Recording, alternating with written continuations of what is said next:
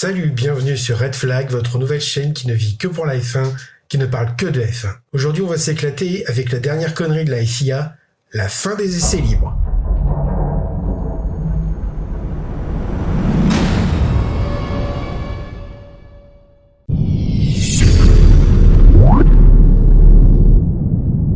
Je vous parle d'un temps que les moins de 50 ans ont du mal à connaître, mais il y eut au siècle dernier un poète de génie qui s'appelait Jacques Brel et qui chantait « Les taureaux s'ennuient le dimanche quand il s'agit de courir pour nous ».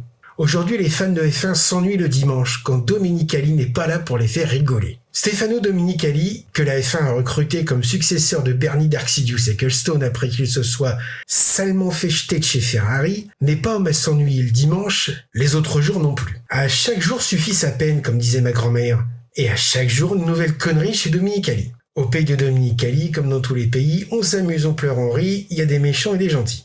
Oui, celle-là, je savais pas si j'allais la garder, vu que les moins de 50 berges n'ont pas la ref, mais j'ai pas pu m'empêcher. Ainsi donc, à la FIA, on considère comme dangereux de fêter une victoire sur le muret des stands, mais parfaitement sécuritaire de faire décoller les F1 sans couverture chauffante. Et pour décoller, ça va décoller. Avec des pneus à température ambiante, comme le café, le champagne ou le Coca-Cola, ça le fait pas. On considère également comme dangereux qu'une roue qui dépasse dans une zone de dégagement large de 200 mètres, mais on considère opportun de procéder à 3 départs arrêtés dans la même course, alors qu'on sait pertinemment que le départ est le moment le plus dangereux du Grand Prix. On a vu le résultat. Depuis 88 que je suis la Formule 1 avec assiduité, j'en ai vu et j'en ai entendu des conneries. Mais là, déjà qu'il n'y a plus d'essais privés, ce qui fait de la F1 le seul sport au monde où les participants ne peuvent pas s'entraîner. Imaginez un sprinter qui ne pourrait pas s'entraîner. Le gars, ou la fille, parce qu'elle court aussi, moins vite, mais elle court néanmoins, comme disait Michael Jackson, et est née au vent. Le sprinter, donc, ne s'entraîne pas pendant 4 ans. Il joue au sudoku, il range le garage, il taille sa haie. Enfin, la retraite à 22 ans, quoi. Et au bout de 4 ans, il s'achète des chaussures de course à pied, un sac de sport avec toutes les affaires utiles, prend l'avion, se rend à l'hôtel du village olympique, attend patiemment son horaire de passage, court 100 mètres et rentre chez lui.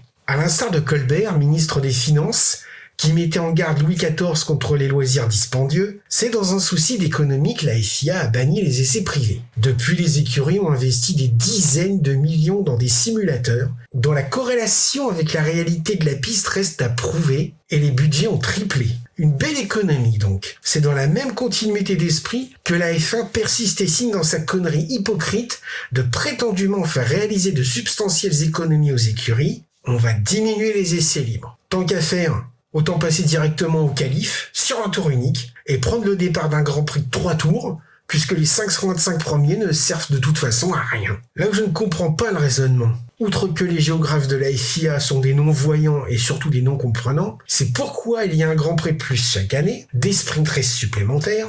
Ils sont sûrs qu'on fait des économies là. On se dirige vers un moteur par saison et une boîte pour 2 dans un souci d'économie, et vers 42 Grands Prix par saison dans le même souci d'économie.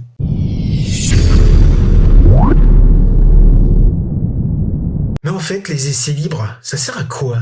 Essentiellement à ce que Canal+ vende des abonnements plus chers et à justifier les salaires de Julien Febvre et Jacques Villeneuve devant des voitures qui tournent en rond. Pour le reste, à vrai dire, à pas grand-chose, tant les écuries masquent leur programme d'essais. Restent quelques maniaques prétendument spécialistes qui décortiquent chaque séance, tour après tour, pilote par pilote, partiel après partiel, histoire de rater la vision globale de la chose. Non, les essais ne servent essentiellement qu'à faire vivre les producteurs de café et les boulangers, tant il est vrai que c'est en vain qu'on tentera de dégager la moindre trace d'adrénaline de ce qui demeure un non-spectacle. Si les mécanos et les ingés ont fort à faire, la séance sert également aux éventuels tests de jeunes pilotes, car pour les titulaires, on peut imaginer sans trop de risque de se tromper que Sir Lewis Hamilton connaît chaque vibrant Silverstone par son prénom, ainsi que la date d'anniversaire de leurs enfants. Quant à moi, je pose la question.